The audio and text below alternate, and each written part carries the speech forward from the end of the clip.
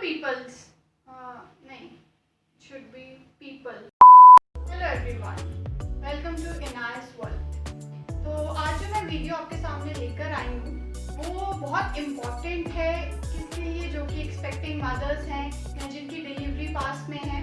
तो बेसिकली जो मेरा एक्सपीरियंस रहा उसके अकॉर्डिंग मैं आपके साथ सब शेयर करूँगी इस वीडियो में कि आप लोगों को अपने हॉस्पिटल बैग में क्या क्या चीज़ें इंक्लूड करनी चाहिए और आपको अपना हॉस्पिटल बैग कैसे रेडी करना है। तो let's start one by one. तो सबसे पहले जो कि बहुत इम्पॉर्टेंट फैक्टर है, जैसे कि टाइटल ही बता रहा है कि what should be in your hospital bag. तो सबसे पहले हॉस्पिटल बैग। तो ये जो बैग मैंने मेरी जो डिलीवरी थी वो 15 जुलाई को हुई थी और सबसे पहले जो मेरे को डॉक्टर ने कह दिया था कि जो सबसे बेसिक क्वेश्चन राइज होता है कि व्हाट एंड व्हेन, कि आपको अपने हॉस्पिटल बैग कब रेडी करना चाहिए। तो द आंसर इज कि मेरी डॉक्टर ने जो मुझे गाइड किया था, मैं बिल्कुल वैसे ही अपना एक्सपीरियंस, बिल्कुल रियल एक्सपीरियंस से ही आपको बताऊंगी। तो मेरी डॉक्टर ने जो एक्सप्लेन किया था वो ये था कि सानिया, आपको अपना हॉस्पिटल बैग जैसे ही आपको 9th मंथ स्टार्ट हो जाएगा, you should carry your hospital bag in your car. आपको उसी वक्त अपना हॉस्पिटल बैग अपनी गाड़ी में रख लेना है, क्योंकि वो किसी भी टाइम क्या होता है, वो पीरियड ऐसा होता है जब 9th स्टार्ट हो जाता है कि आपकी डिलीवरी कभी भी हो सकती है।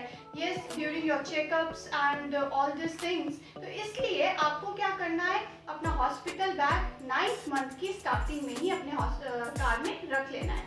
सेकेंड क्वेश्चन अराइज कि आपके बैग में क्या होना चाहिए, क्या क्या चीज़ें आपको इंक्लूड करनी चाहिए।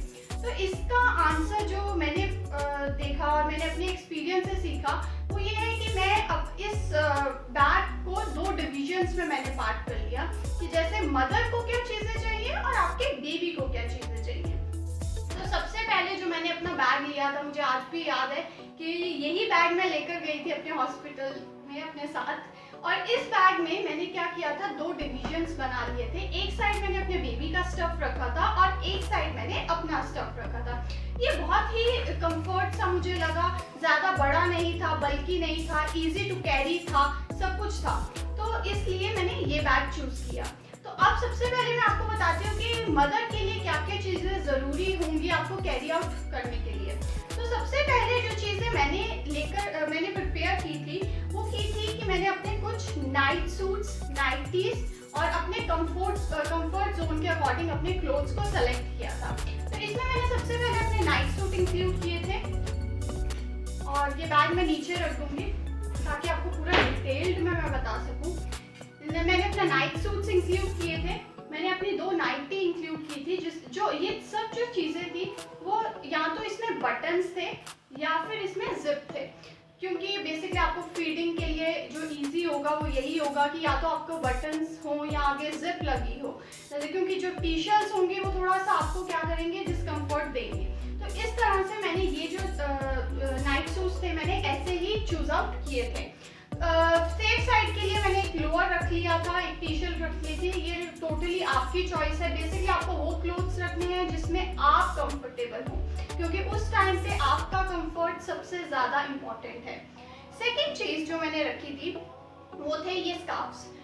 मुझे याद है मेरी मम्मा ने मुझे गाइड किया था, और आप फॉर श्योर सभी के जो बड़े हैं, बुजुर्ग हैं, वो गाइड करते हैं कि आपकी जब भी डिलीवरी हो आपको अपना जो सिर है वो ढक के रखना चाहिए, क्योंकि हवा लगने का डर होता है। तो उसी तरह से मैंने उसी चीज़ को ध्यान में रखते हुए मैंने ये 2 स्कार्फ्स रखे थे। एक बहुत ही कॉटन दुपट्टा है और ये कॉटन का ही स्कार्फ है। हाँ, अगर आपकी डिलीवरी विंटर्स में हो रही है या फिर मौसम के अकॉर्डिंग आपको उसी तरह से यहाँ कैप रख सकते हैं या फिर वुलन स्कार्फ रख सकते हैं, अकॉर्डिंग टू योर चॉइस।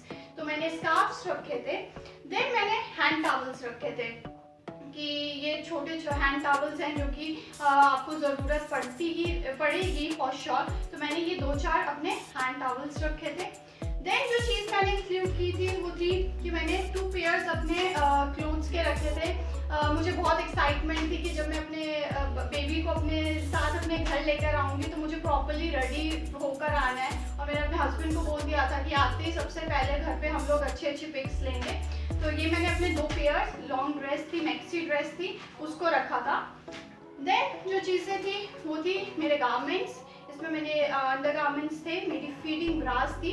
मैंने फीडिंग ब्रास ही फर्स्ट डे से यूज़ करनी शुरू कर दी थी क्योंकि वो आपके लिए इजी होगा बेबी को फीड करने के लिए। तो ये सब आपके अंडर गारमेंट्स, इसका मैंने एक टोटली अलग सा सेक्शन बना दिया था कि मैसअप ना हो।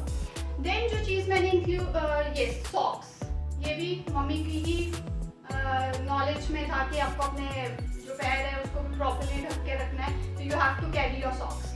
देन मैंने जो चीज़ इंक्लूड की, जो मैंने रखी थी, जो कि मुझे बहुत ज़्यादा यूजफुल भी रही, that is my feeding pads.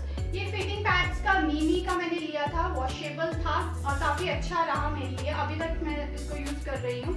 ये मीमी का था, तो ये मैंने अपने रखे थे, ये पैक ऑफ 6 था।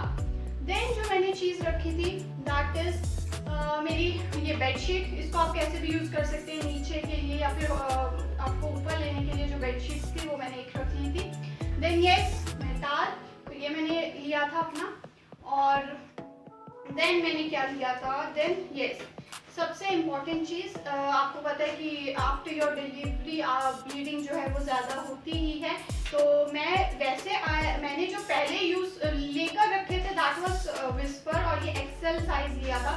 बट ये जो मैंने यूज़ किया ये मैंने नहीं यूज़ किए थे, मैंने ये कॉटन पैड्स यूज़ किए थे और ये मुझे मेरे हॉस्पिटल वालों ने ही प्रोवाइड किया था। और मुझे ये बहुत ही अच्छा जो हॉस्पिटल ने मुझे मतलब ऐसे किया वो ये था कि ये एक डाइपर था, बेसिकली एम साइज का डाइपर है येस।